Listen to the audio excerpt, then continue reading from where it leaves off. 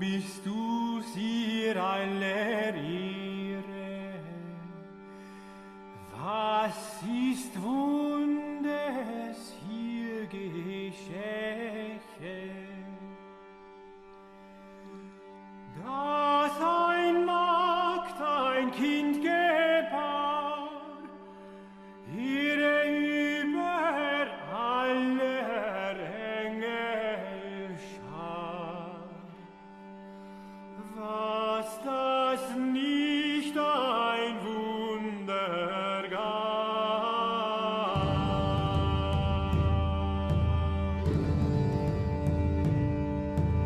Er ließ sich reinen auf der This is The New Right, a podcast for the lost arts, reclaiming the literary holy land from the heathen. This is Dan Baltic. And this is Matt Pegas. And this is the comedy episode. We are, we're doing the New Right take on comedy here today. And, crucially, we are both in New York City, the epicenter of comedy right now, aren't we? Yes, we are live from New York, live from Brooklyn. I'm actually in Dan's living room right now, and Dan is in his room. And this is what we've determined will work best to record this very special episode of New Right. This is the live from Dan's apartment episode. This is live from New York, live from Dan's apartment, live from Brooklyn. I'll also just add, I mean, we're both a few absents in at this point. So again, it's this is an experiment, and we'll see where it goes. But we're talking about comedy, so it feels like a good episode to do in person. At the epicenter of comedy, New York. What were you calling it, Dan? The sewer? What was it? Well, there's the Comedy Cellar is it's where Louis C.K. performed. It's a famous venue, and so I call this the Comedy Sewer episode, where we discuss the state of comedy today, which is in the sewer. And we, except for some notable exceptions who we are going to highlight, and then we discuss, ways to get out of the comedy sewer that is the place the industry finds itself today. And and indeed, with regard to the absinthe, this is, I think, the first episode we've done moderately fucked up. So yeah, I think so. It's not the first podcast I've ever done under the influence, but it's the first I've done under the influence. And it is the first you've done under the influence, or not? The New Right episode I've done. I've done other podcasts with a little help from alcohol, but yeah, let's get into it. So. The New Right take on comedy. Basically, comedy today is the prevailing establishment, woke, cathedral, whatever you want to call it, narrative, which all of the mainstream media industry has to buy into.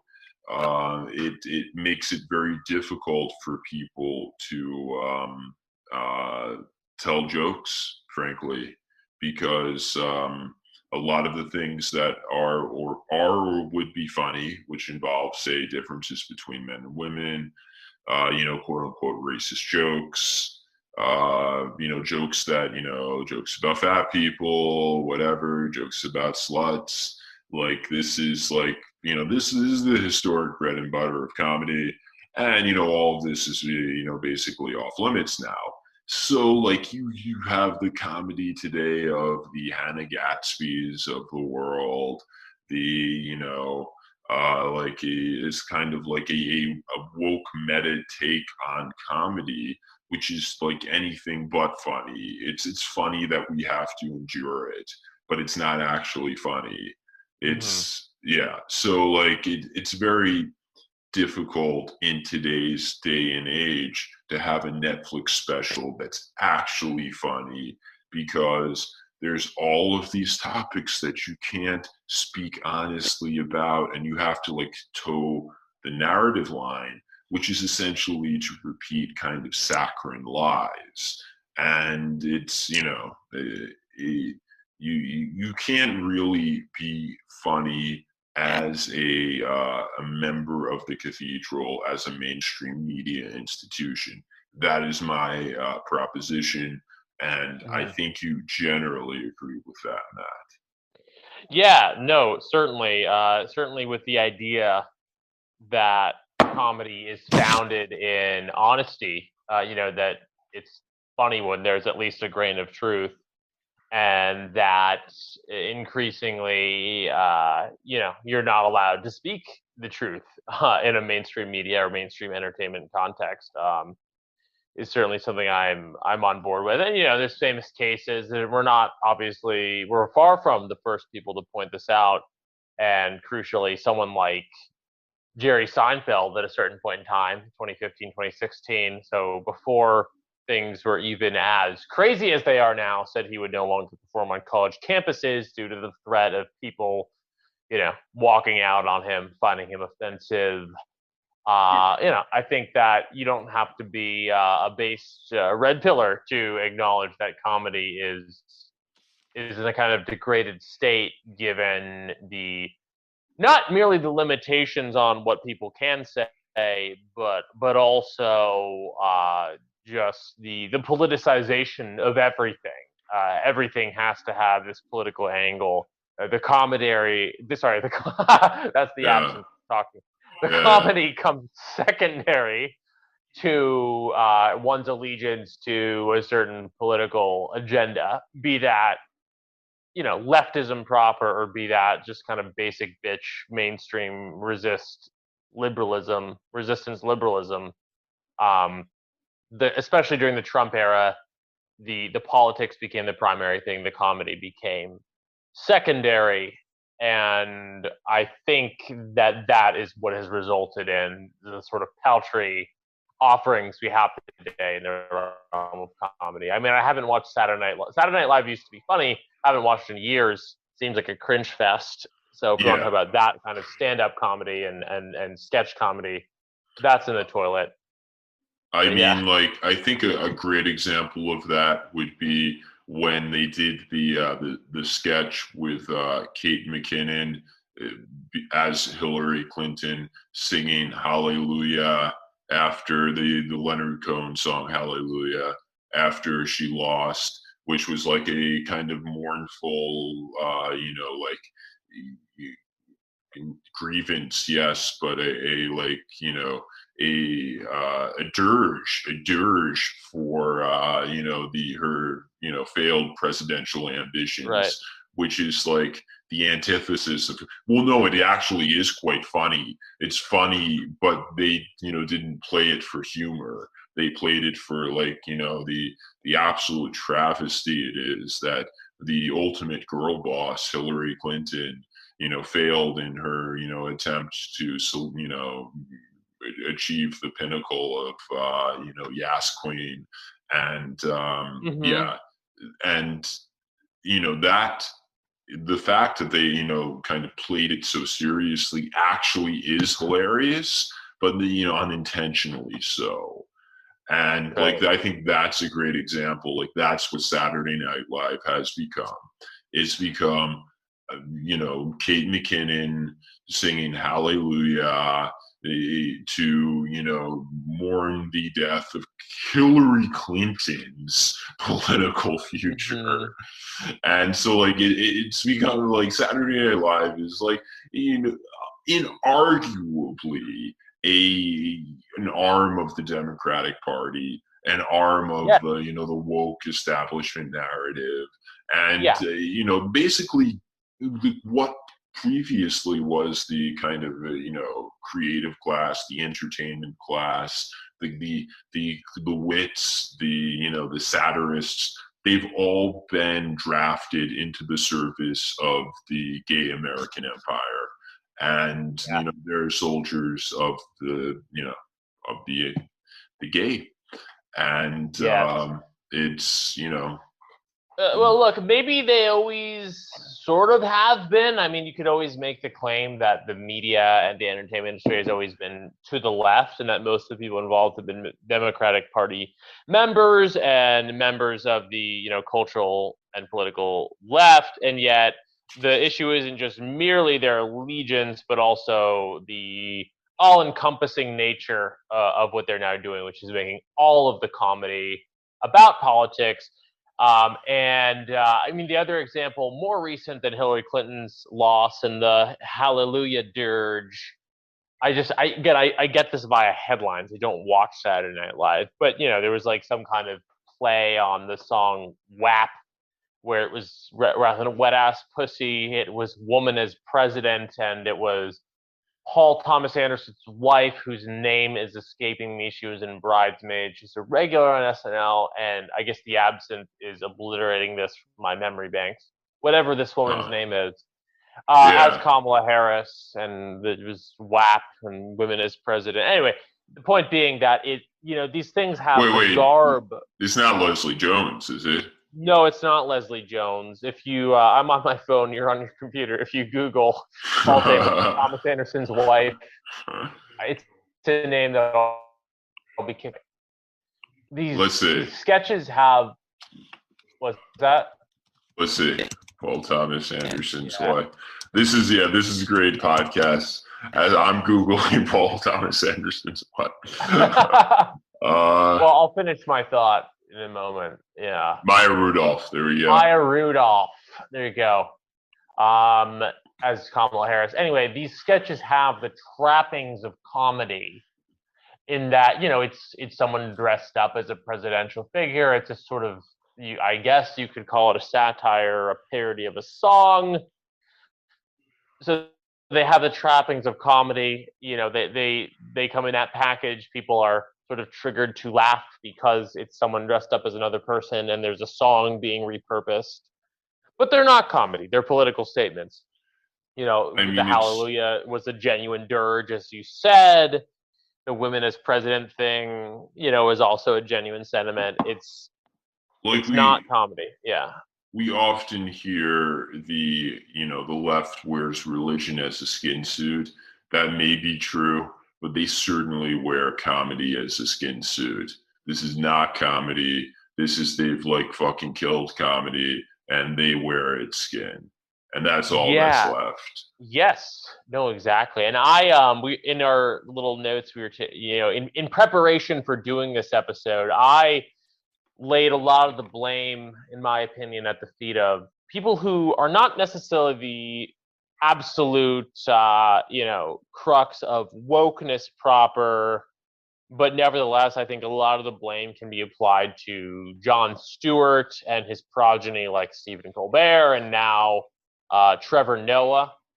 Yeah. I think that these and Trevor Noah. But the osmosis or alchemy of politics into comedy or vice versa, I think a lot of the blame can be set at their feet. These were widely watched programs: The Daily Show, The Colbert Report, and now I guess what is Trevor Noah? It's still The Daily Show. The Daily Show. Yeah, these are widely watched shows by kind of the normie libs of the world, and even a lot of the people who are further to the left still, maybe they got woke filled by these programs.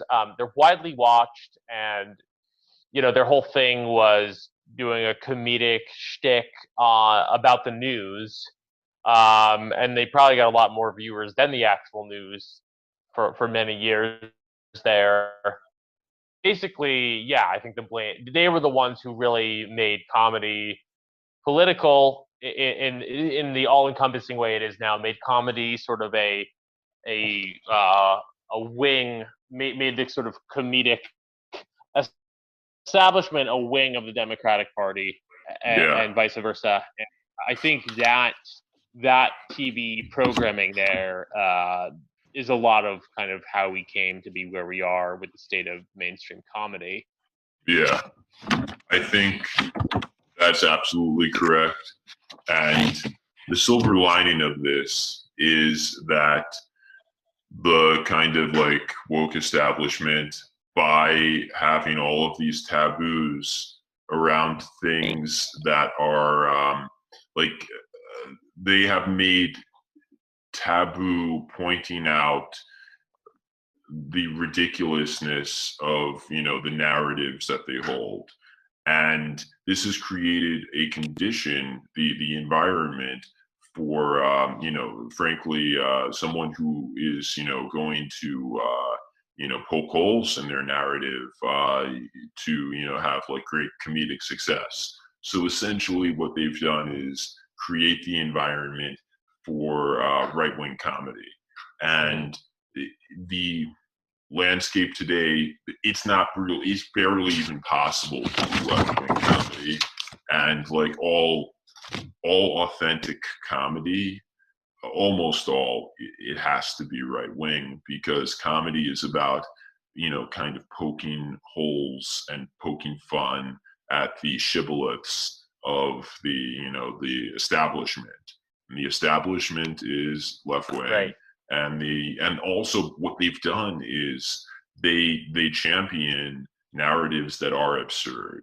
So yes, the gender stuff, men and women are 100% equal. There's no difference between a man and a woman. And indeed, like the trans stuff, like there's no such thing as a man or a woman. It's all up to whatever you want to believe. And so there's also, and like there are other areas too where they have various kind of taboo beliefs, or beliefs about what would be taboo, to point out differences between population groups and stuff of that nature. And the fervency with which they hold these taboos, these beliefs that to challenge would be a taboo, to challenge them means that and the increasing absurdity of their positions, and they've twisted, contorted themselves into such lies and saccharine kind of like absurdities, that like they've created a condition that is like absolutely ripe for comedy. They are like absolutely like they're asking for it. And Yes. they are asking for it from, who are they asking for it from? Who's taking advantage of this? And I think we've discussed this in the notes. There's kind of like two schools right now that are actually funny, that are doing funny shit and are taking advantage of this moment. And I'm going to suggest the one we described first is the dirtbag left school, that kind of pokes fun at these things, while kind of like ultimately the reader or the audience knows that their allegiance is with the left, so they get a pass. So it's the school of non-ironic sexism, non-ironic racism, non-ironic bigotry. And no one is a better exemplar of this than Nick Mullen of Cumtown. Mm-hmm. And he is probably, in my opinion, the funniest person alive today. And he's like what he gets away with saying is like he had a bit like the alt-right Homer Simpson, the funniest thing I've heard in the past like 5 years at least, maybe ever. And it's just like he is so willing to say what's actually like true about just like has no respect for the taboos or shibboleths of today. And he gets away with it because people know that like ultimately he does respect it, because if our audience doesn't know, Nick Mullen and Cumtown is his podcast. They are, basically members of the DSA and are leftists and like etc. So they because they have the badge, they get to make the jokes. Yeah. No, exactly. Well, that's another thing. I mean, a lot of the funniest comedians, well, this is another topic within this broader topic, but obviously, a lot of Jewish comedians can get by with a little more comedy wise, and like just generally speaking, a lot of if you're not a straight white Christian, totally like uh male, you can get by with a little more. But one way is also, if you're like a card carrying socialist, it helps. These little ways of qualifying are how a lot of people sort of get the funnier comedy, past the goalpost, so to speak. And as you said, I think Nick Mullen's a Absolutely. good example of that being, and honestly, the dirtbag left in general, not just with regard to comedy, but with regard to everything they say. That's kind of the whole shtick in a way of the dirtbag left is, oh, of course we're socialists, we're the real leftists, in fact, but also Camille Paglia was right, or also maybe there's something to some of the stuff these alt-right people are saying, or maybe there's some, in the case of like an Anna Khachiyan, maybe there's something to BAP and to Welbeck. It's this Well, magnificent sort of I would Trojan horse. differentiate Red Scare and Anna from like Nick and Come Town in the sense that like I wouldn't say that Anna and Red Scare are like like relying on like ultimately, oh, I'm a leftist, because they get shit, they get heat Yeah. because they're not leftists. Like They're not totally reliant upon it, but I do think it's how they kind of broke through a little bit to a more mainstream audience than any of us, straight white males on the well, I mean, real, I the real think part dissident, of right? the Yeah, go reason on. why they broke through is because they're attractive women, and like that ultimately will get you pretty far, Yeah. So it's a bit, whereas yeah, for sure, 100%. I like mean, yeah, Nick couldn't be Nick Mullen couldn't be Nick Mullen if he didn't say that he's like a leftist, because true. if Nick Mullen wasn't a leftist, he would be the next guy we're going to talk about, Sam Hyde. So Sam Hyde, why don't you take it away, Matt? What do we have to say about Sam Hyde? Well, I think the note you'd made earlier is that Nick Mullen is funny because he pretends to be racist, and Sam Hyde is funny because he actually is racist. Not to be too simplistic about it. I mean, the thing they used to say about Sam Hyde and Million Dollar Extreme back when the show was first done in 2016 was that it was post ironic, which is one of these kind of cringe academic terms that basically means you can't, the distinction between sincerity and insincerity, sincerity and irony is blurred to the point where it doesn't really matter. And that's not really the point of the comedy. The point is just kind of the presentation or the spectacle itself. And, I mean, what can we say about MDE and Sam Hyde that hasn't already been said? It's hilarious. There's just a few episodes out, totaling not much more, I think, than an hour of content. If we're talking about the Cartoon Network, the Adult Swim special that aired in 2016, obviously there you can find more Million Dollar Extreme material that had been made before and that has been made since, and much of it is also quite funny. But it was this breakthrough moment where Frog Twitter and the alt right of that time influenced a not mainstream per se, but an aired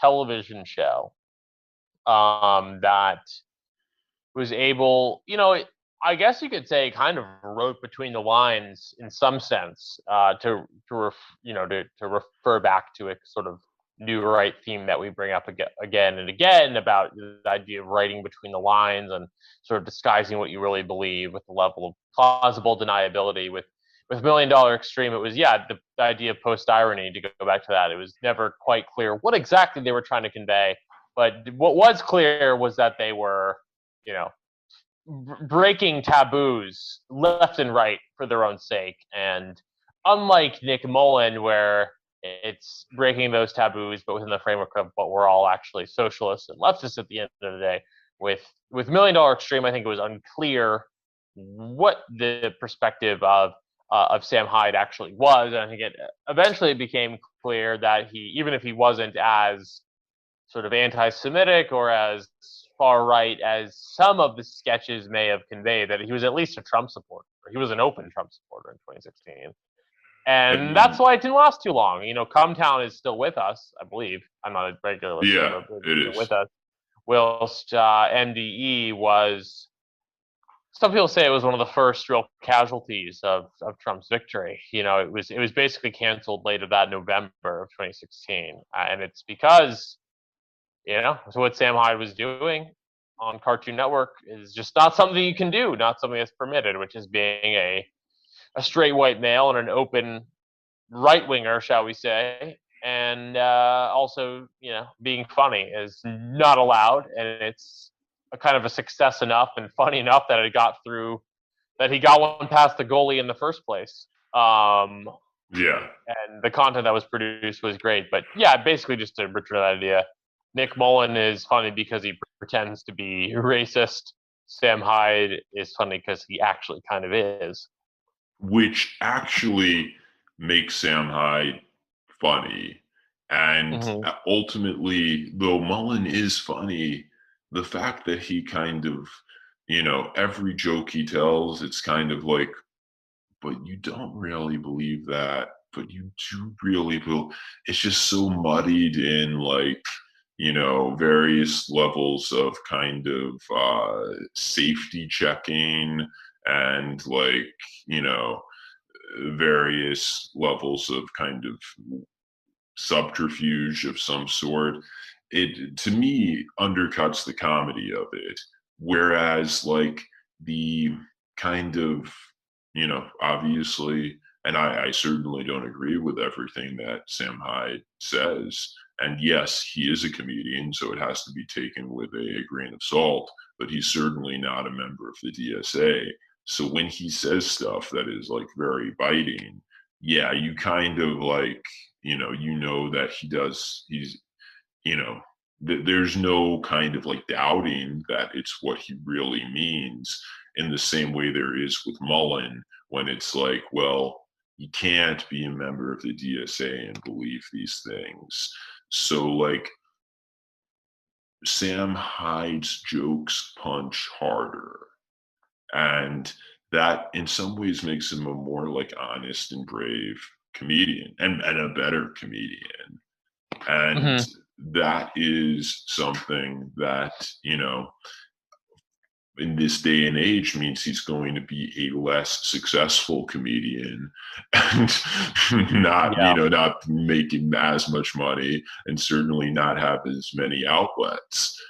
Mullen is, probably making something like $500 to $1 million a year just off his podcast alone.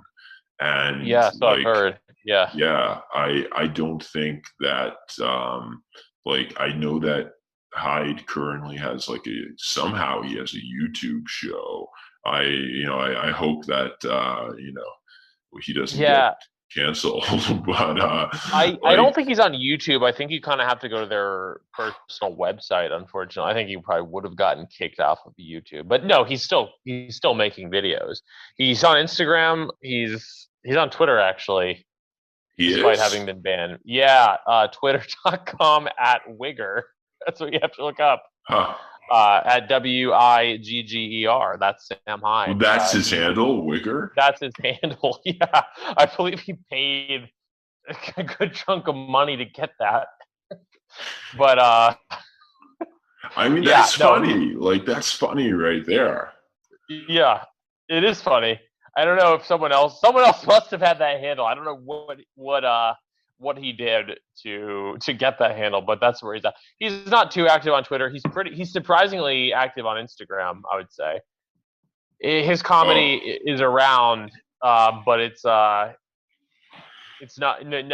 very public facing. Like you have to kind of seek it out, and it is still funny. It's him. It's still not just Sam Hyde either. By the way, he has a whole $1 million extreme brand and other people he makes videos with. Though I don't know if they're the same videos he made that he made the original Adult Swim series with. I don't know if it's something we want to get into on this podcast, but some of his co-comedians on the original $1 Million Extreme have gone on to do some interesting things as well. I mean, yeah, Frank Hassel, we were talking about, he like keeping with like Sam Hyde's kind of like dangerous opinions, like he's literally doing dangerous comedy in that he's like, I think he's been arrested approaching people and like doing his Frank Hassel. And so he does a real life hassle where he's a jerk to people on camera in real life. And yeah, it's just like I've like fallen down like a rabbit hole watching his stuff one night, and like an hour goes by like nothing, because it's fascinating to watch someone harass random people. And like, yeah, I don't agree with what he's doing. Like that's kind of fucked up, but it is funny. And that's something like humor. Yeah, it's not something that you're going to feel good about all the time. Humor is fucked up sometimes. Yeah. And that's something that you can't really, that's the thing about like the jester, the court jester. He was someone who like could tell the truth because he was beneath contempt. And someone who's a comedian, in some sense, can't also be someone who's a card-carrying member of the establishment, because you have to be beneath contempt to tell the truth.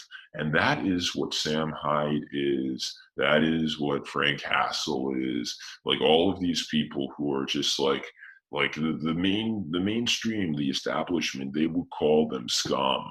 And that's why they're able to tell the truth, and that's why they're funny. And like real like mainstream comedy, SNL is just wearing the skin suit of comedy. It's not actually like it's not anywhere near the embodiment of the court jester that comedy actually is. And someone like Nick Mullen, he's somewhere in between. He's wearing a skin suit of sorts. He's a member of the establishment. Not really, but like he's not going to get blackballed from because far from it. He has successful comedy tours. Like he is touching the third rail. He's telling the truths that that really only the jester, the one who's beneath contempt, gets to tell. But he doesn't want to be beneath contempt. He and the other guys on Come Town, they want to be part of the kind of clique of cool kids who are accepted by the, if not the establishment, by the cool version of the establishment. And like they have like successful lives. They have like Adam Freeland. He dated Dasha Nekrasova, who's like Dasha of Red Scare, like every incel stream girl. And like they're like actually successful people in real life. I don't know if you can, in this environment or in any environment, be a successful person and a comedian. If you're a comedian, it means you have to be able to, be so like so far out of the mainstream, so far out of the game where you have status and you can, leverage it, that you are so free because you are risking nothing, because you have nothing. You are so free to say anything. And that is the space that real comedy needs to operate from.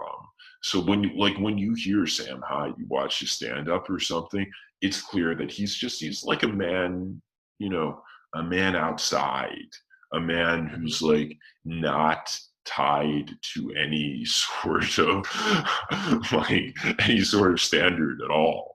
And I mean, and that is like both funny and wild. And that's Yeah. what you want to see when you see comedy. You want to see wild wilderness. You want to see the wilderness in man. Yeah.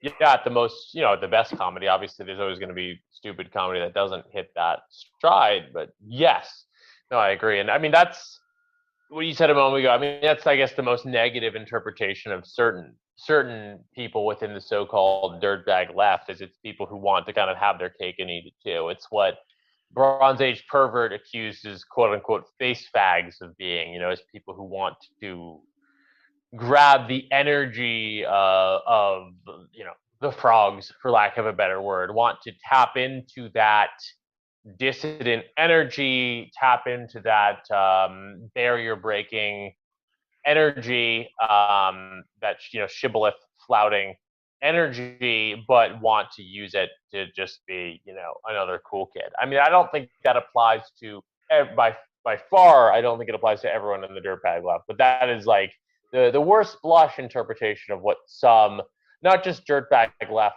presenters and people who are actually making those podcasts, but also your average. There's probably a lot of them here in Brooklyn.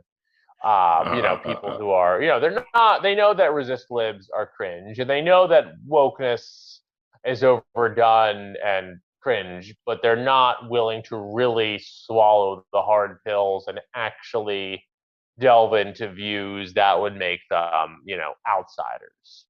Yeah. Which is what, on the other hand, people like Sam Hyde are willing to do. And it's not just Sam Hyde. He's not just our golden boy, one example of a comedian. We were talking earlier, the whole thing of our corner of Twitter, of Frog Twitter, a lot of it is comedy. There's politics, which is often serious, and there's serious kind of big brain considerations of this, that, and the other thing. But half the tweets you see, if I'm just scrolling through my timeline, are people trying to be funny. Yeah. And you've highlighted Howling Mutant as a great comedic account. I could name a dozen others. I like a lot of the people associated with Jack's podcast, The Perfume Nationalists, whether it's Brendan Lusso, FKA Gorgonzola Man, or Blauergeist is funny sometimes. Like, comedy is Jugs jokes department. Yeah, it's absolutely integral to what we do on our corner of Twitter is this kind of comedy, I would say. Yeah. I mean, like, it's a non, like, not like, yes, like Howling Mutant and Jugs, they're a non. Like, we don't know who they actually are, though. Like, we would love to have them on the pod, but Yes. That's a little missive out there.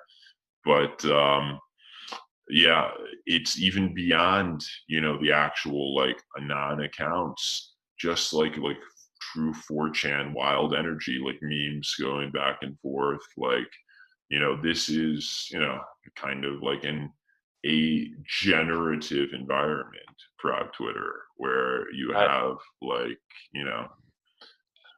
the kind of like jokes and comedy that's coming out of here, just like some random kid who like throws a meme together.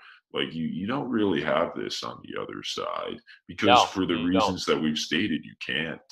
Because, like, well, what are they going to make fun of? They're going to, because the establishment is left. So you're going to essentially, if you're on the other side of the aisle and you're making fun of the right, you're really just punching down. And that's not really, that can be funny, but it's not really funny in the way they do it often. Like, it would be like, it's so like clearly like motivated.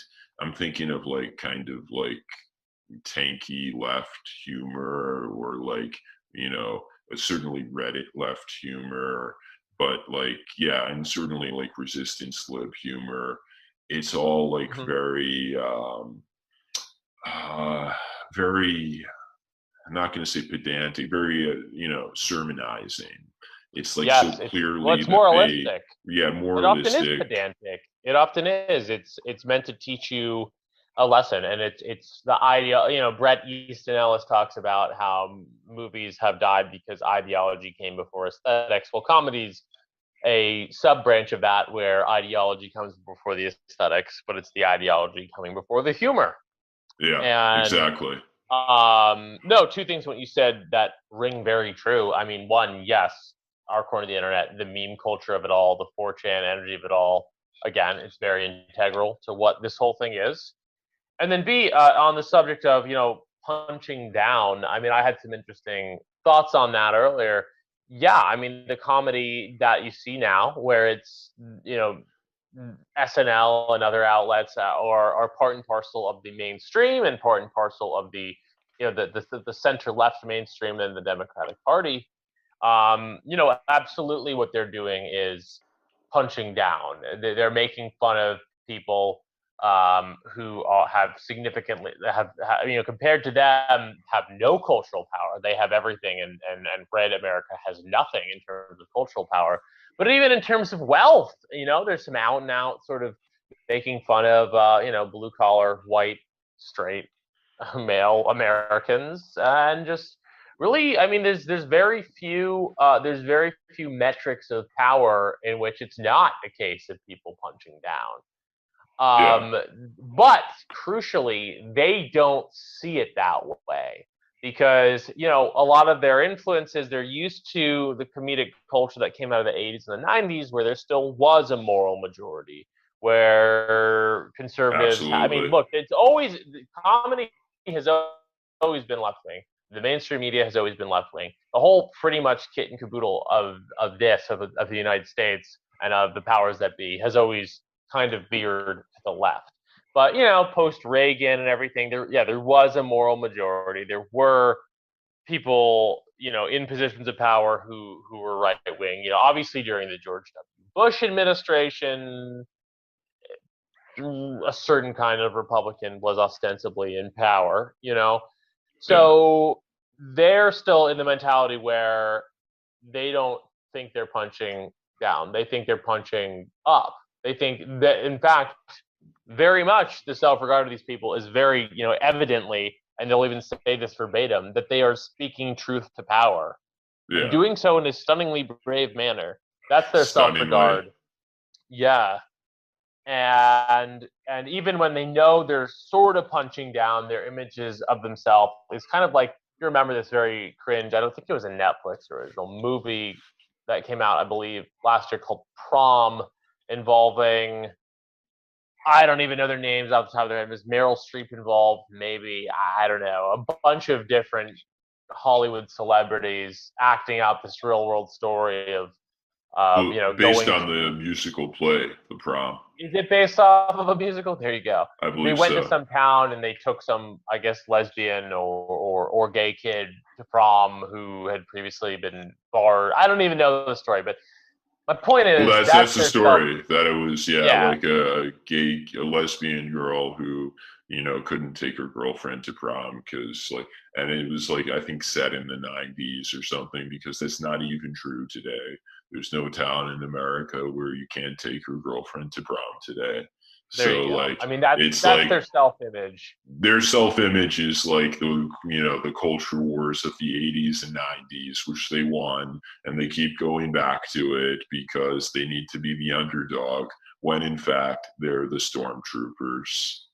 Exactly, the stormtroopers rushing into Red America, and they think they're doing something noble and heroic, but they're actually practicing a form of, I guess, imperialism, you'd call it.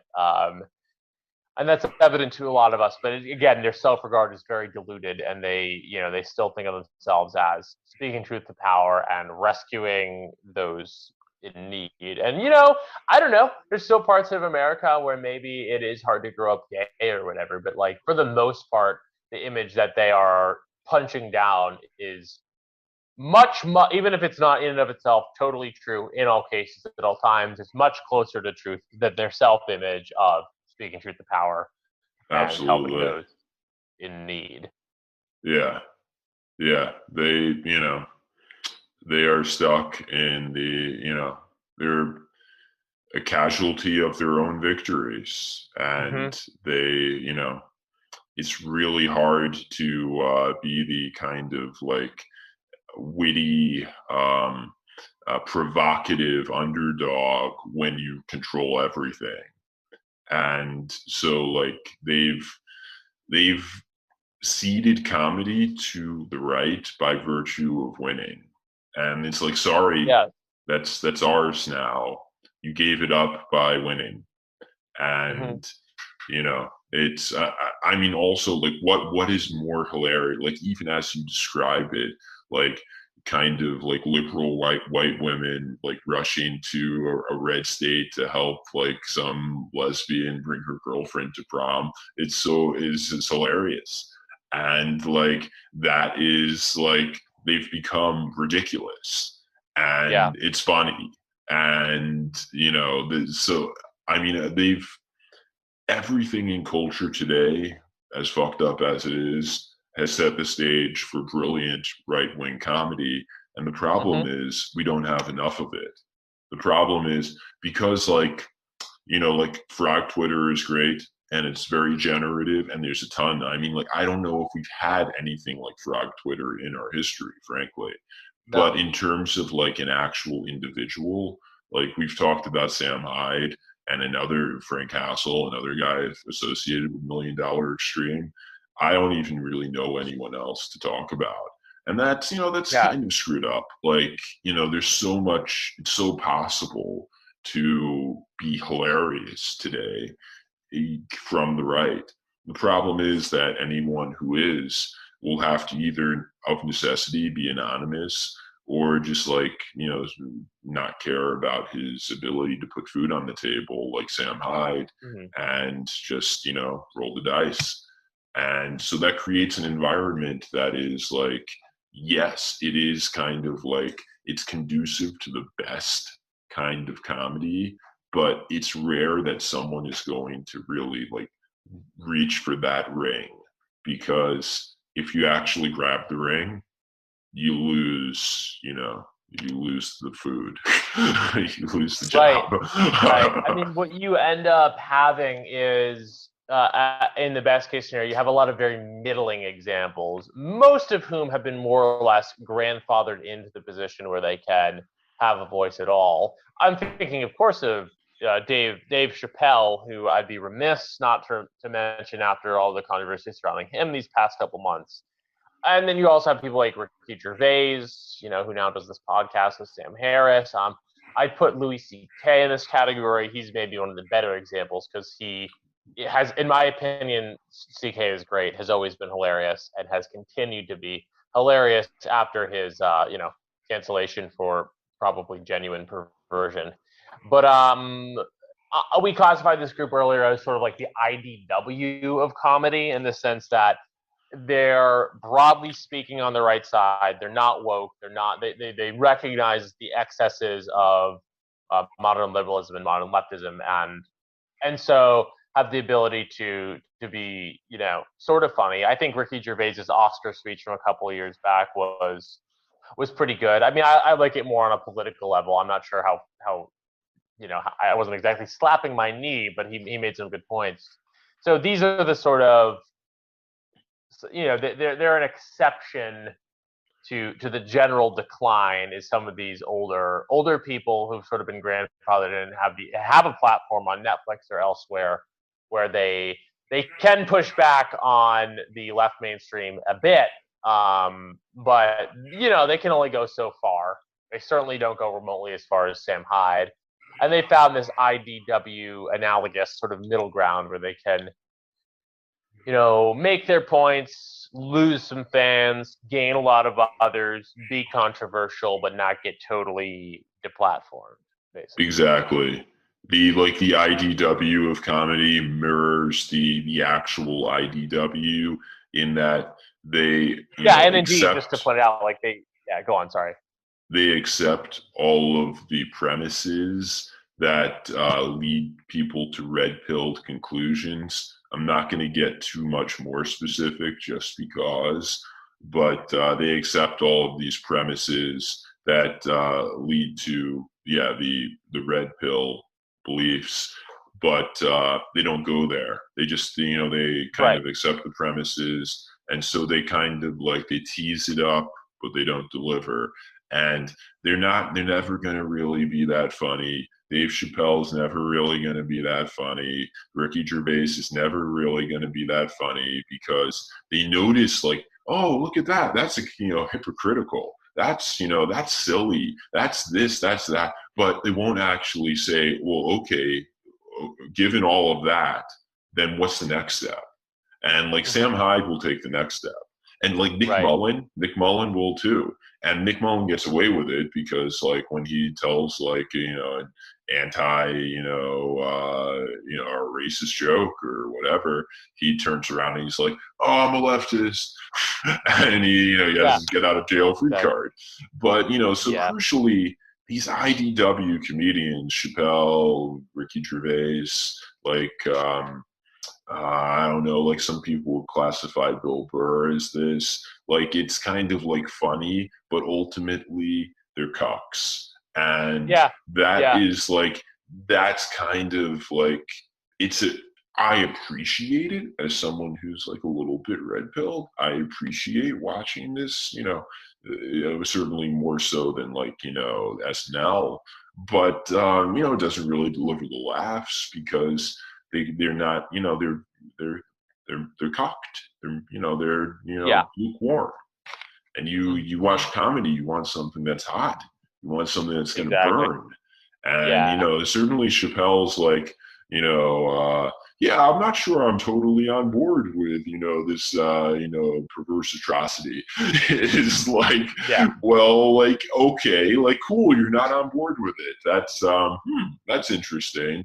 But so what's the next step? And like, Sam Hyde will say what the next thing is, and that's funny. But like, I appreciate IDW attempts at humor, but I'm not really laughing.